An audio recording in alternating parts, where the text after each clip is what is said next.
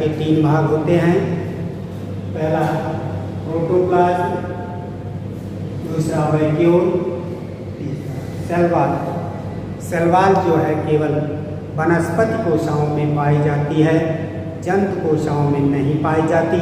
इसलिए हम कह सकते हैं जंतु कोशिकाओं के 2 भाग हैं, एक है प्रोटोप्लाज्म जीवद्रव्य, दूसरा वैक्यूल।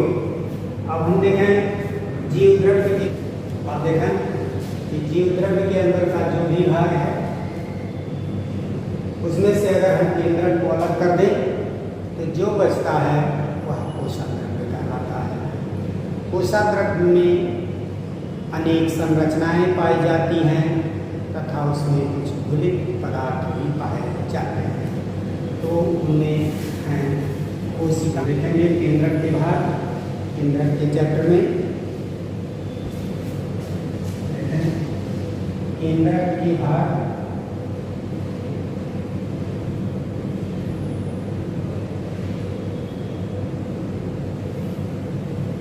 नंबर 1 केंद्रक कला,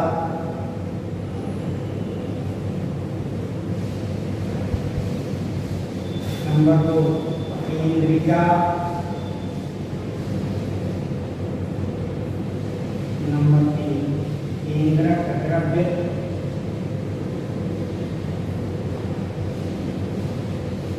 नंबर 4 केंद्रक जालिका।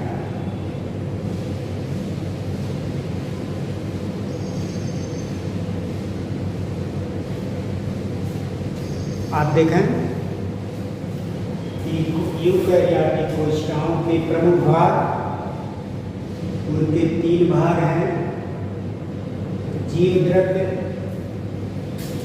रिक्तिका, सेल वॉल। सेल वॉल केवल पौधों में पाया जाता है,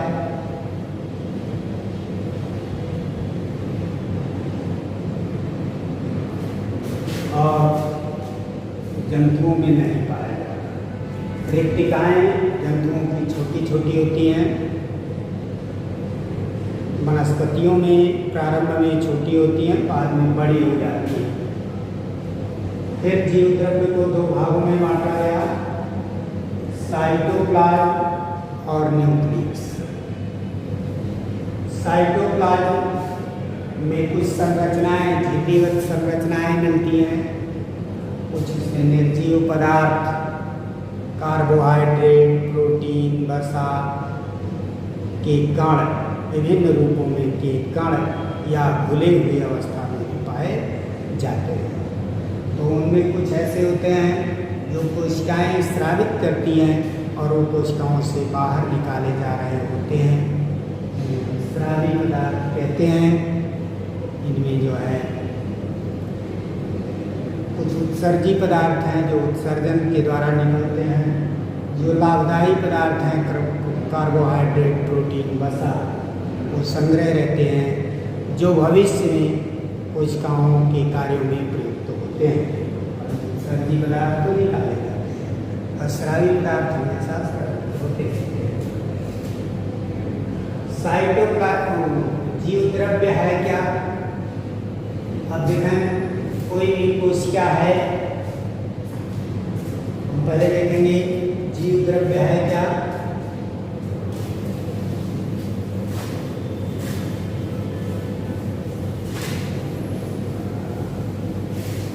कोई भी कोशिका है, जैसे ये जंतु कोशिका है और ये वनस्पति कोशिका है, मानव।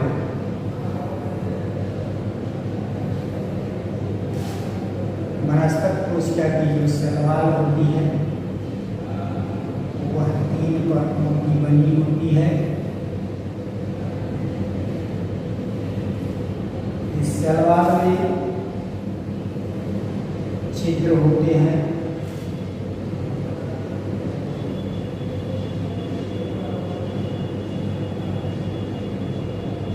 सेल वॉल में छिद्र होते हैं बहुत सारे, और इस सेल वॉल से अंदर ये प्लाज्मा लेमा होती है, झिल्ली कोशिका झिल्ली जिसे कहते हैं। अब इसमें कुछ रिक्तिकाएं होती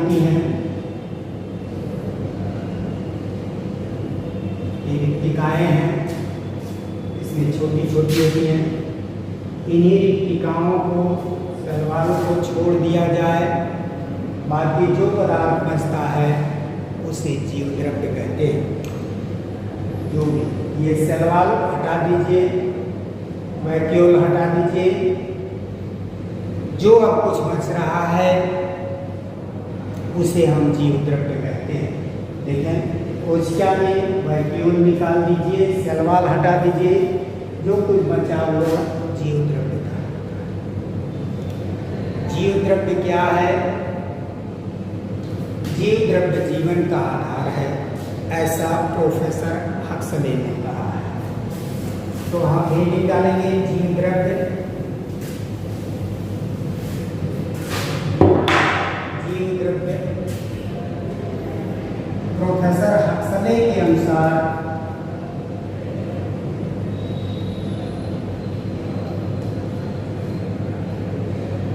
जीव द्रव्य ही जीवन का भौतिक आधार है।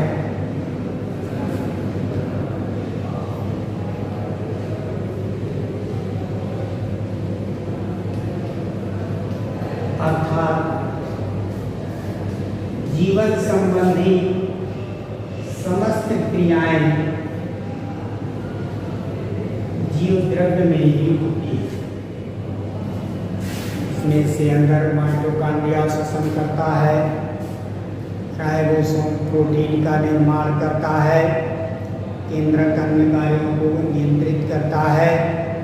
इस तरह से इसके जीव द्रव्य, इसमें वृद्धि होने से जीवों में वृद्धि होती है। इस तरह से प्रोफेसर हक्सले ने यह बताया कि जीव द्रव्य ही वास्तव में जीवन का भौतिक आधार है। जीव द्रव्य में साइक्लोसिस होती रहती है, यानी जीव द्रव्य हमेशा गतिमान रहता है। जीव द्रव्य में परिभ्रमण होता रहता है। जीव द्रव्य का जो कोशिका के अंदर द्रव्य वो हमेशा गतिमान रहता है।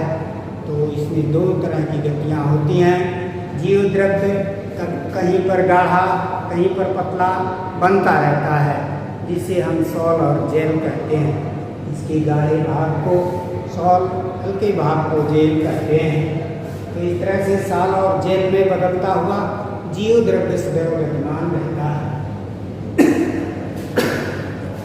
जीव द्रव्य के भौतिक गुण: जीव द्रव्य पारदर्शी, श्यान, चिपचिपा, तंतुमय होता है।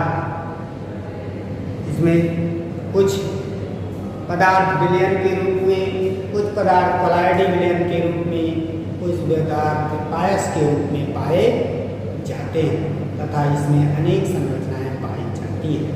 इस प्रकार से यह जीव द्रव्य का गुण रहा। और जीव द्रव्य के कार्य, जीव द्रव्य के कार्य क्या हैं? जीव द्रव्य जीवन का भौतिक आधार है। इसमें जीवन संबंधी समस्त क्रियाएं होती रहती हैं। किसी भी निर्जीव में जीव द्रव्य पाया नहीं जाता है। अब इसके बाद हम पहली संरचना देखेंगे, जीव द्रव्य की संरचना, जिसे हम कोशिका कहते हैं। Plasma lemma.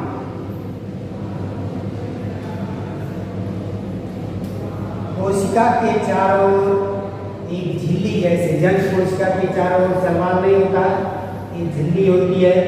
इसी झिल्ली को हम प्लाज्मा लेमा कहते हैं। प्लाज्मा लेमा का कार्य क्या है? यह अंदर से बाहर और बाहर से अंदर आने जाने वाले पदार्थों पर नियंत्रण करता है तथा यह इस तरह से अर्धपारगम्य झिल्ली का कार्य करता है।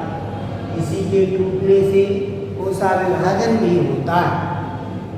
यह कोशिका को बाह्य आघातों से भी बचाता है तथा कोशिका के तनाव से भी यह बचाता है। ध्यान रखें, प्लाज्मा लेमा का 3 मुख्य कार्य: यह पारगमन को नियंत्रित करता है, अर्धपारगम्य झिल्ली की तरह कार्य करता है, कोशिका को आकार आदि प्रदान करता है, कोशिका को बाह्य आघातों से बचाता है, तो कोशिका के आंतरिक पदार्थों को संगठित किए रहता है। दूसरा है ER इंडोप्लाज्मिक रेटिकुलम, ER अंतःप्रद्रव्य जालिका, जिसे अंग्रेजी में ER कहते हैं। इसके केंद्रक से निकली हुई तमाम तालिका जैसी रचनाएं होती हैं। यह नहरिकाओं यानी नलिकाओं,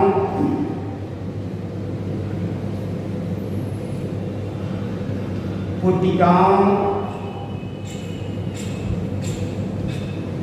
और थैलियों का बना होता है, जो पूरे कोशाग्र में फैला रहता है, पूरे कोशाग्र में फैला रहता है। कुछ ER पर राइबोसोम लगे रहते हैं, जिन्हें हम खुरदुरी जालिका कहते हैं। कुछ ER पर राइबोसोम नहीं होते हैं, जिन्हें हम सपाट जालिका कहते हैं। अब इनके देखते हैं कार्य। ER का मुख्य कार्य कोशिका की कोलाइडी मैट्रिक्स को नेटवर्क प्रदान करना है तथा यह राइबोसोम्स के लिए आधार प्रदान करती है। सपाट जालिकाएं विभिन्न प्रकार के स्राव करती हैं, इन्हीं से गाल्जी बॉडी आदि का उत्पादन होता है। इसके बाद यह कोशिकाओं के में एंजाइम, हार्मोन आदि का उत्पादन करती है। तीसरा है गाल्जी बॉडी, जो वहाँ पर नहीं लिखे थे चार्ट पर, जब इसमें भाग लिख रहे थे तो नहीं लिखे थे। गोल्जी बॉडी, गोल्जी बॉडी यह भी थैलियों, पुटिकाओं की बनी हुई संरचनाएं होती हैं। थैलियों, पुटिकाओं की बनी हुई संरचनाएं होती हैं। स्रावी कोशिकाओं में अधिक पाई जाती हैं। इसका अर्थ हुआ कि इनका मुख्य स्राव करना है। गाल्जी बॉडी को कोशिका का ट्रैफिक पुलिस कहा जाता है, क्योंकि कोशिका में अधिक मात्रा में आवश्यकता से अधिक हुए पदार्थों को यह थैलियों में बंद करके कोशिका से बाहर निकाल देती है। तो इनका मुख्य कार्य क्या है? विभिन्न स्रावी पदार्थों का छटनी करना तथा विभिन्न पदार्थों का स्राव करना। तीसरा है, चौथा, माइटोकॉन्ड्रिया। हम मिटा देते हैं, फिर देखते हैं चौथा भाग माइटोकॉन्ड्रिया। नेक्स्ट भाग है माइटोकॉन्ड्रिया, जो कोशिका का सबसे इम्पोर्टेंट भाग है। माइटोकॉन्ड्रिया वास्तव में आपसी श्वसन करता है। कोशिकीय श्वसन जो होता है, वह आपसी श्वसन जो होता है वह माइटोकॉन्ड्रिया में ही होता है। माइटोकॉन्ड्रिया लगभग बेलनाकार या गोलाकार संरचनाएं होती हैं, जिसके दो झिल्लियां होती हैं। बाहरी झिल्ली सपाट होती है, आंतरिक झिल्ली पर अनेक उभार होते हैं। इन उभारों को क्रिस्टी कहते हैं। इन्हें क्या कहते हैं? क्रिस्टी कहते हैं। और इन क्रिस्टी पर दानेदार रचनाएं होती हैं। इन दानेदार रचनाओं को यौवन कण कहते हैं। ये बाह्य परत है और इसमें कुछ डीएनए भी पाया जाता है और कुछ राइबोसोम्स भी मिलते हैं। ये माइटोकॉन्ड्रिया की संरचना। माइटोकॉन्ड्रिया में बाहरी भित्ति, भीतरी भित्ति पर अनेक उभार क्रिस्टी हैं। क्रिस्टी पर दानेदार रचनाएं यौवन कण हैं। इसमें कुछ डीएनए पाया जाता है तथा कुछ छोटे प्रकार के राइबोसोम्स पाए जाते हैं। माइटोकॉन्ड्रिया लगभग सभी कोशिकाओं में पाया जाता है, केवल प्रोकैरियोटिक कोशिकाओं को छोड़कर। माइटोकॉन्ड्रिया को पावर हाउस कहा जाता है। क्या कहा जाता है? Power house. कोशिका का पावर हाउस कहा जाता है। अर्थात यह आपसी श्वसन में ऊर्जा का उत्पादन करती है और यह एटीपी का निर्माण करता है। यह एटीपी का निर्माण F1 कण करता है और इसमें संग्रहित रहता है, जिसे कोशिकाएं विभिन्न कार्यों के लिए खर्च करती हैं। याद रखें, माइटोकॉन्ड्रिया को पावर हाउस कहा जाता है। छठा क्वेश्चन है राइबोसोम्स।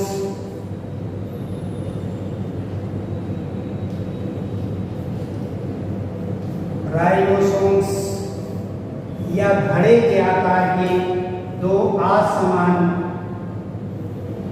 आकृतियों के बने दो तरह के होते हैं, एक 70S राइबोसोम्स और एक उससे कुछ बड़े 80S राइबोसोम्स। एक बड़े राइबोसोम्स 80S और एक 70S राइबोसोम्स होते हैं। राइबोसोम्स का मुख्य कार्य प्रोटीन संश्लेषण के लिए साइट प्रदान करना, आधार प्रदान करना। यहीं पर आकर के प्रोटीन का संश्लेषण होता है।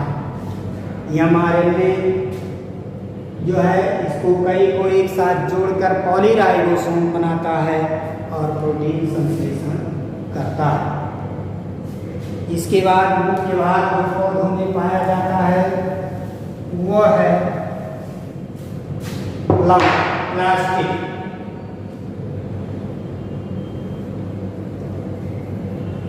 लवक दो तीन तरह के होते हैं, वर्णी लवक,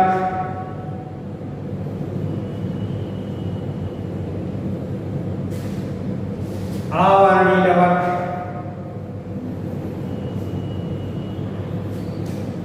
और हरित। हरित लवक में ही क्लोरोफिल होता है, जिसमें ग्राना, क्या है ग्राना, ग्राना होते हैं, डबल वाले दीवार होती है और ये सब ग्राना एक दूसरे से जुड़े होते हैं। इनके कारण पौधों में हरा रंग होता है। अवर्णी लवक रंगहीन भागों में पाए जाते हैं। वर्णी लवक पौधे के रंगीन भागों में पाए जाते हैं, अर्थात ये रंग उत्पन्न करने का काम करते हैं या कार्बोहाइड्रेट प्रोटीन वसा का संग्रह करने का काम करते हैं। हरित लवक प्रकाश संश्लेषण का कार्य करता है। इस तरह से ये लवक हुए। इसके बाद छोटे छोटे हरित लवक जो है केवल पौधों में पाए जाते हैं। फिर है तारक का, यह केंद्रक के पास केवल जंतु कोशिकाओं में पाए जाते हैं, कुछ पादप कोशिकाओं में भी मिलते हैं। इनका मुख्य कार्य केवल कोशिका विभाजन में केंद्रकों का निर्धारण करना होता है। फिर है लयनकाय, लाइसोसोम, लयनकाय और लाइसोसोम यह मुख्यतः जंतु कोशिकाओं में मिलते हैं। इनमें तमाम पाचक एंजाइम होते हैं। इनके फट जाने पर कोशिका की मृत्यु हो जाती है, इसीलिए इसे suicide bag of the cell कहते हैं। Suicide bag of the cell कहते हैं। इसके अलावा कुछ माइक्रोबॉडी, छोटी छोटी थैलियाँ भिन्न भिन्न पौधों में पाई जाती हैं, जैसे स्फेरोसोम, पराक्सीसोम, ऑक्सीसोम। इस तरह से कोशिकाओं की संरचना में जो है विभिन्न कोशिकांग और उनके कार्य, आप कोशिकांग का नाम लिखेंगे, चित्र बनाएंगे और उनके 2-3 पॉइंट के कार्य लिखेंगे। फिर हम आते हैं केंद्रक।